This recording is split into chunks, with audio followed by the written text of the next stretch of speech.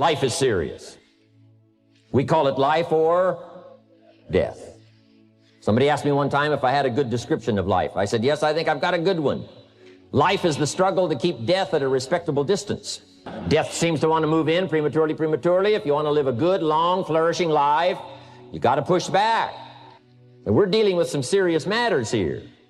So we can't just, tell the latest 10 jokes and just go home. We're not here to entertain. We're here to instruct. We're here to grow. We're here to learn. We're here to get the best we possibly can. Serious. Life is serious. The future's serious. And I'm asking you to take it serious. Take your own future serious. What you can do for your family, take it serious. This is serious business. Next, number 1 was get serious. Here's number 2, get smart. Don't miss the training class. You say, well, I've already been to one of those classes. I've already heard it. I got a good phrase for you to take home. That's no sign you got it. Just because you've listened to those millionaire tapes one time is no sign you've got it. I'm asking you to listen to them over and over and over. I'm asking you to dedicate yourself to a new level of learning. Study, learn, grow, change, develop. Never let it be said you didn't learn, right? If you want to solve your problems, you got to learn. If you want to take advantage of an opportunity, you got to learn. That's what these journals are for. That's what pad and pencil's for. That's what taking notes is for. See if you can't increase your ability to comprehend ideas, information that can be life-transforming. Don't miss the opportunity to learn. Take a good key phrase home. Use it in your training. Don't be lazy in learning. Don't be casual in learning.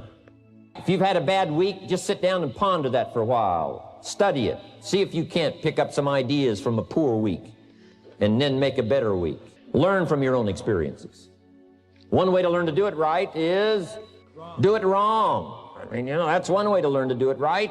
Do it wrong. Now, the key is don't let it take too long. If you've done it wrong for a year, we suggest that's long enough. You don't need another year just to prove a point. No, 1 year's enough. Learn from your own experience. Call didn't go well, all the stuff. Guess what they did when they finished that call? They made another call. What else could we do to make it better? How could we possibly improve? This is called the possibility for life change starts with education. Don't be lazy in learning. Don't be lazy in picking up the ideas. Learning is the beginning of wealth. Learning is the beginning of life change. Some people want to start with motivation. Here's number 3. You got to get going. You got to take action. The disciplines is the miracle process. And here's how to get the miracle of your future going as far as disciplines are concerned. Number 1, do what you can. You might go home and set a whole new pace for yourself, and we call it cleaning up neglect. Should walk around the block, could walk around the block for your good health. Don't walk around the block. See, you're on the wrong track. Letters you haven't written, conversations you haven't had with your family, somebody you should sit down with when you get back home, get that job done. Don't let neglect destroy your days, destroy your life, and destroy your future. Go back and do what you can. And if you'll do what you can, then life will give you some extraordinary things to do. You got to take care of the small disciplines before life will give you a chance to handle the more complicated disciplines. Start first with the smallest of disciplines. And do not neglect them and do not disregard them as being trifling. Everything matters. Everything's important. Good phrase to take home. All disciplines affect each other. Positive side. Every new discipline affects all your other disciplines. If you'll get some new things going, make some calls you've never made before. Step up your activity level. Step up your labor level. Go for the disciplines. The smallest of disciplines. The least of disciplines. Like keeping your accounts in order. Here's number 4, get better. There isn't any of us that can't get better. So turn on this whole idea of personal development and personal growth. That was what my teacher shared with me that changed my life. I'm telling you, for things to get better, you got to get better. Don't ask for it to change out there. Ask for you to change here. Don't ask for a more favorable wind. We call that naive. Don't ask for better seed, better soil. This is the only planet you got. Just ask that you can get wiser and stronger and better and be able to take care of your own responsibilities. Get better. Develop your own personal philosophy here. Philosophy, major determining factor in how your life works out. Each person's philosophy is like the set of the sail. The same wind blows on us all. The difference in where we arrive at the end of the week, at the end of the month, at the end of the year is not the wind that blows, but what's going to make the major difference? Each person's personal philosophy that sets a better sail, sets a better sail. So don't ask for a more favorable wind. That's like wishing something that's not going to occur. Don't ask for better seed and soil. All you got's what's available. Don't curse what you got. On this planet, all we got's the seed that's here, the soil that's here, the miracle of life that's here, the opportunity that's here, the seasons that are here. That's all we got. Wherever you've come from in your country, the economy you got, that's all you got. The key is to set a better sail and turn what you've got into the miracle of your future. Don't wish it was easier. Wish you were better. Don't wish for less problems. Wish for more skills. And that's the reason for coming here, spending a couple of days of intense effort, taking notes, rolling up your sleeves, going to work, commit yourself to learning so that you can get smarter for the days ahead. If you feel that you're a little bit stalled, wherever you are in your progress, I'm asking you to correct that. I'm asking you to see if you can't possibly be on a more accelerated track toward your possibilities and your full development. Here's what life is all about: to become all that we can possibly be. The full development of all of your potential, that's number one. Number two is the wise use of all of your resources. That's what life is all about. You know, I should have done a lot of things, but I haven't. You know, I got distracted, and all of us, you know, have these challenges. But what could I become? Being all that you can be, and not let habits drag you down. Not let things, you know, sidetrack you from the full development of what you have the capable of being. What all could your heart encompass if you really had the chance and you really had the disciplines and really got to it? What could you really become? What could you earn? How healthy could you really be? How many books could you write? How many poems could you write? If you could do better, should you? That's not a bad question. In the time allotted to labor, in the time given to economics, care for family, success, achievement, productivity, the creation of value, the development of skills and creativity, if you could do better, should you? I think that one of the greatest satisfactions of living life to the fullest is doing the best you can with whatever you have. So here's one of the key questions of the evening. Starting tomorrow, what are you going to do that'll make a change in your life's direction? Good question. What are you going to do starting tomorrow that'll make a difference? Now, see, if you don't do something starting tomorrow that'll make a difference, guess what? It's gonna be the same. When I finally discovered that the government wasn't my problem, and that prices weren't my problem, and that it wasn't the company, and it wasn't company policy, and it wasn't my negative relatives, and it wasn't the weather, and it wasn't the economy, and it wasn't the community, when I finally discovered it was me, we call that trauma. Now, after I had passed through the trauma of discovering that it was me and not all the other things I'd blamed all those years, when I finally went through the trauma, now suddenly it dawned on me, hey, if it's me, I can do something about that right away. And then I started getting excited after my trauma had passed. The only change that is really going to dramatically affect your life is you. What a revelation. But once you find out it's you, that's something you can go to work on this very day. You can start to make a new stretch today. You can start reading some new books today. You can sign up for some new classes today. You can start engaging in constructive thinking today. You can make some life-changing decisions today. See, you don't ever have to be the same again after this evening, only by choice. And I found out that the same things can happen to two different people. One gets rich and one stays poor. Why is that? It's because it's not what happens, but rather it's what you do that changes everything. Learn how to handle the seasons better. Let's go through them. Number one, learn how to handle the winters. There's all kinds of winters. The winter when you can't figure it out, the winter when it all goes wrong, the winters of your life. Social winters, political winters that we're going through around the world.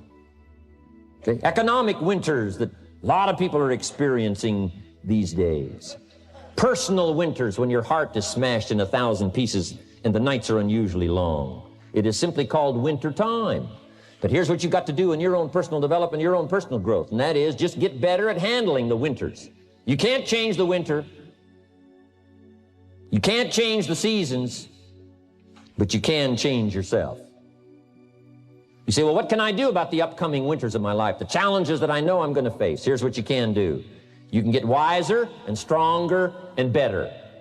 Just make a list of that trio of words. Wiser, stronger, and better.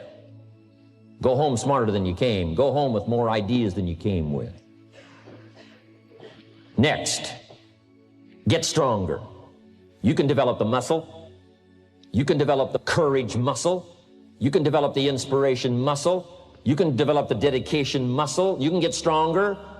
There isn't anybody here that can't get stronger. Next time we see you, may not even recognize you, how strong you're going to be able to become in language, in style, and personality, the ability to cope, the ability to handle with anything that happens, no matter what happens. And the third one is get better. We can all get better. I've gotten better. First talk I gave, I stood up, my mind sat back down. But here's the secret to my success. I stood up and did it again. I stood up and I did it again. And I did it again, and I did it again all those many years ago. I did it when I was scared, and I did it when I didn't want to, and I did it when I was ill. And I did it when it didn't work well, and I did it when they didn't appreciate it, and I didn't a lot of times when I didn't know much what I was doing. I just did it anyway.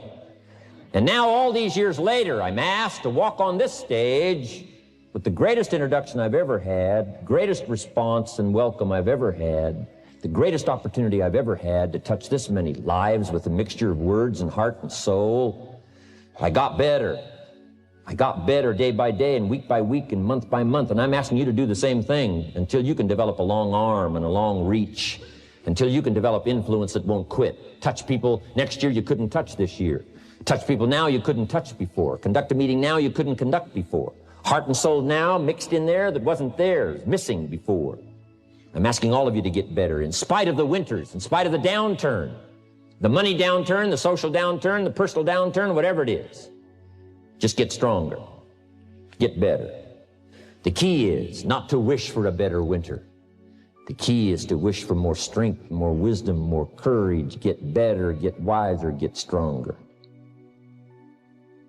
If you blame the economy, and you blame the schools, and you blame the teachers, and you blame the sermons and the preachers, and you blame, the marketplace, and you blame the company and company policy, what else is there?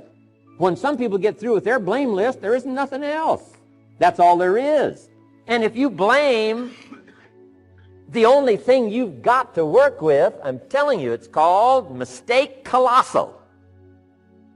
In not understanding that that's all you've got to work with. And if this is all you've got to work with, then you don't change the seed, and you don't change the soil, and you don't change the rain, and you don't change the sunshine, you don't change the seasons. Right? Guy says, I'll take 3 springs, 4 summers, 9 falls, no winters. No, you can't fool with this stuff. You got to take it like it comes. Then what do you change to make your life work well? You got to start with your philosophy. My whole life took on a whole new look and color immediately. And the early results I got from making these philosophical changes tasted so good, I've never stopped the process from that day until this. And I'm telling you, with a little consideration of the refinement of your sail, by setting a better sail, refining your philosophy, your whole life can start to change from today on. You don't have to wait till tomorrow. You don't have to wait till next month. You don't have to wait till spring. You don't have to wait till 93. You can start this whole process immediately. I recommend it. Now, some people do so little thinking, they don't even have their sail up. I mean, you can imagine where they're going to wind up at the end of this week, at the end of this month, at the end of this year. Now's the chance to change, process all this information. So number 1 is philosophy. Okay. And we dealt with all that, where we get ideas from personal experience, from other people's experiences. I don't want to get into all those details because we covered that the last time I was here. But philosophy, that's number 1, my personal opinion. Each person's personal philosophy. Here's the definition of success and failure. Just make this note. Here's failure. A few errors in judgment, repeated every day. Now, you can automatically assume, Mr. Rohn, I say, I can understand that. A few errors in judgment repeated every day. Just because disaster doesn't fall on us at the end of the first day doesn't mean disaster isn't coming. You've got to be so smart that you look down the road and say, will the errors in my present judgment of philosophy, what's that going to cost me in 1 year, 6 years, 1 month, 6 months? I'm telling you the money cost and the health cost and the success cost is too gigantic if you'll look down the road a little ways and say, are there errors in my current judgment like an apple versus a Hershey bar? Is that just a good illustration of some of the rest of my errors in judgment? If it is, that's where I found myself at age 25. Now, once I understood this, here's the formula for failure: errors in judgment, being lax about developing your own personal philosophy. I'm telling you, it's called accumulated disaster. Now, let me give you the secret to success. The formula for failure: a few errors in judgment repeated every day for 1 month starts the weakness, starts the disaster process. You can imagine what happens in 6 years. Now, here's the formula for success: a few simple disciplines practiced every day. And you've started a whole new process called a whole new life. A few simple disciplines practiced every day.